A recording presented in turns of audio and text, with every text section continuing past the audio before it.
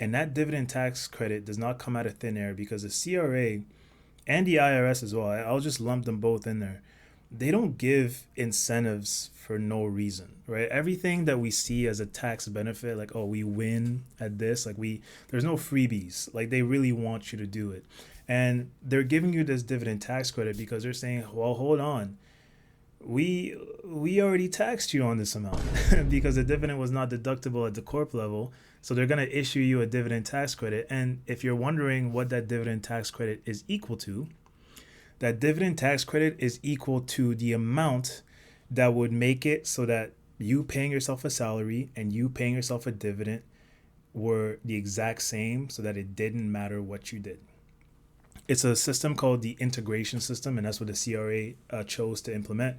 And the dividend tax credit, if we factor in the tax paid at the corp level for that dividend, for that income that ends up being a dividend, and we look at it from a personal perspective and we add them together, it's going to be equal theoretically or close enough to the tax paid on the salary. Now, tax planning comes into play because even though I say that the CRA intended for that to be the case, it is not always the case.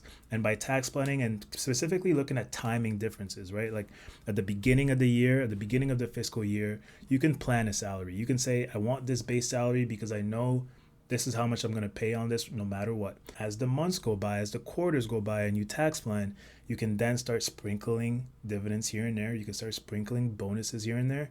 And if you're in a really, really high income threshold within the corp that you want to pay yourself, consider loans so that they're not taxed to the government.